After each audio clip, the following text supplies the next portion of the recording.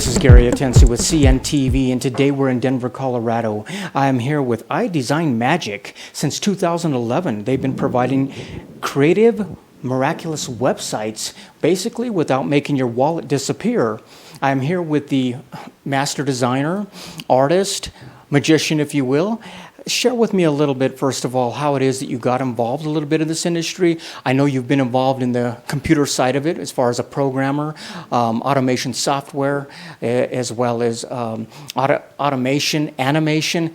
How did you get involved in this side of it? I've been involved with computers for a long time, from a programming aspect and just really interested in them.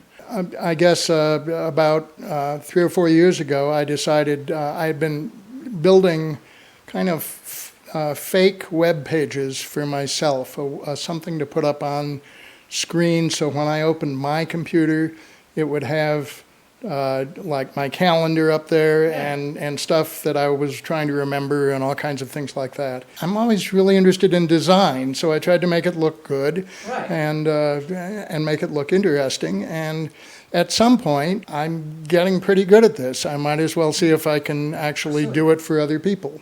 That is fantastic. Let me ask you this, regardless of the size of company anymore, be it a small business, middle size, or how long they've been in business, they probably should be asking themselves that question, is there a website in my future? Why do you think websites are so important as far as a marketing tool? Well, everybody has them now. You just absolutely need one. That's the answer. Whatever you're doing, I mean, even people who are not particularly trying to sell anything, they just want to present themselves to the world. This is the way we do it nowadays. Yeah. So I think yes, I think everybody needs one, and the part of it that bothers me is that so many of the websites that I see look really generic. They look like all other websites. It is amazing that people invest so much time, so much money, pushing their website out there, be it on a business card, be it on a radio ad, TV ad, possibly pay-per-click, and yet, once they get there, you sometimes, like you say, find a very stock website, a very boring website. Is this what you are basically changing with a lot of folks? I am trying really hard to change that, yes. I think a part of the problem is that sort of the industry standard way of doing this is to have a sign up on the web someplace that says, make your free website here. And what they do is they have a system all set up involving templates. So you fill in the information, you type in your name, you post a picture up there, and the template takes care of the rest. And what the template does, template is by nature generic. That's the whole point of it, is so it'll work with other businesses, work with every business. So when people start using these things, their website looks more and more ordinary.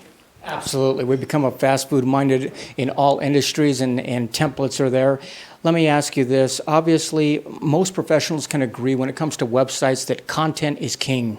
And you obviously are able to provide that content in a lot of different ways, be it through photographs, through images, possibly through text, even through audio or video. Are these all areas that you can help folks with? Yes, absolutely. I'm probably in a very small group of website designers who actually can take care of things like copywriting, working on the text and the content of the information.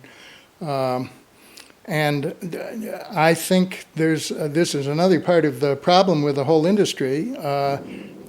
People tend to write way too much. You look at a lawyer's website and it looks like a law book. There are pages and pages of small type. Nobody's going to read that stuff. Absolutely nobody. Absolutely. The web is a visual medium. And so what you need arresting pictures. You obviously have to say some things, but you should be to the point. You should be concise. And you should get your point across and not expect people to sit and read, for 45 minutes on your homepage. It's just not going to happen. I absolutely agree. I mean, like we say, if content is king, I've read many websites out there where it looks like the king doesn't know how to write.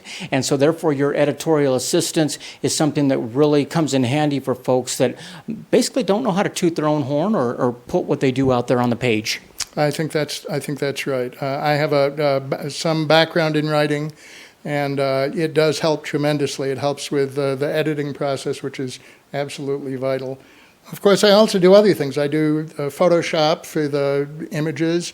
I do minor video editing. I don't do it as much as a professional video editor, but I can cut and paste things together and put in transitions and zoom when necessary and that sort of stuff.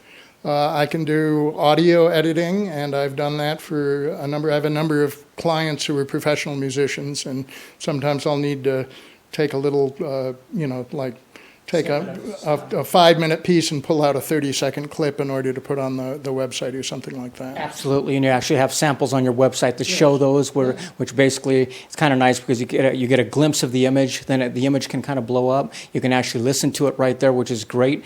One of the things, obviously, you're taking a very personal, customized approach. Does this all begin with some type of consultation to find out what it is they're trying to convey? Yes, when I sign up with somebody, in fact, even before I sign up with them, I meet with them and talk to them and try to get an idea of what they're interested in, what they want to do, what the function of the website will be, if it's to actually sell something online or to present themselves or for whatever reason they want to do it. I need to get a feeling for that. I need to also get a feeling for their favorite color and what style of thing. Do they want it vaguely humorous, friendly? Do they want it serious? Sure. Do they want it to look professional? Do they want it to look... And I try to bear all those things in mind. And then after this first meeting, when I get the sort of the hang of what they're trying to accomplish, if they then decide to hire me, I give them a questionnaire. And the questionnaire asks a bunch of detailed questions about much of the same thing, sort of. But you're really honing it in exactly what the aesthetics should be. So once you've got the aesthetics in place, you've got the content in place, all of the pieces are there. A lot of folks now need to get some eyeballs on that website. How is SEO important, and is that something you can help with? SEO means search engine optimization. And what that means is when you type something into Google, say you're looking for a Denver criminal lawyer, you type in Denver criminal law, and what you would really like to find if you were a lawyer, a criminal lawyer, is for your website to appear at the top of the Google list instead of 35 pages down, because nobody goes 35 pages into Google. They take somebody from the first page. So search engine optimization is a sort of a studied way to improve your ranking on Google. I am not an expert at it. There are people who spend their whole business career really looking into this. However, I know some stuff about it, and one of the things I know is that the way you've designed your website has an impact on the way Google ranks it. There are certain characteristics your website has to fit in order to be generally moving up in the rankings. And those coding things in the website I do know about, and I make sure that any website that leaves my business has all that stuff in place. So as far as the website goes, you're basically putting some pieces in place so that it is Google friendly, if you will, yes, and basically hitting the right keywords and tags there for the folks. Obviously, one of the things that you enjoy doing is providing websites that are customized, personalized, and yet at a price that is competitive, and you're very upfront about your pricing. There's no smokes and screens there. Right. I absolutely, I try to. If you go to my website, you'll see my pricing, my ballpark pricing. Okay. It has to be ballpark because sure, I design individually for the individual, and so what they order, what they want, is going to affect the price a little bit. But there are kind of ballpark figures there, general figures for the amount things cost. Excellent. Viewers, take a look at the bottom of the screen right there. What you're going to see, first of all, is his website. On the website, check it out there. You can see the different services he provides. You can see some of the different areas of expertise as far as audio and video. He can tie in graphics as well as photographs. And take a look at the portfolio there, showing you some of the other businesses that he's put online there as well. What about companies out there that they now need a place to put that website? Is web hosting something that you can help them with? I can absolutely help them with it. I can recommend some people for it. if you Google web hosts, you'll get about 1,000 responses. And unfortunately, the vast majority of those get pretty crummy reviews from their customers. There's one I've been dealing with that I try to recommend whenever I can, but there's a few others too that I recommend if need be, so that people will have a better experience. Excellent. Basically, as the magician of websites, creating personalized and customized, is it still fun creating something out of nothing at all? I really actually enjoy this a lot. I mean, I don't enjoy all of it equally. Anybody who's ever tried to write anything knows that writing is just basically difficult, and it's sort of pulling your hair. However, the design process, putting things up on the screen and moving them around, fitting them into place, trying to figure out a new, unusual way to present something so that it won't seem like everybody else's website, so it'll seem new and innovative and keep people on the site.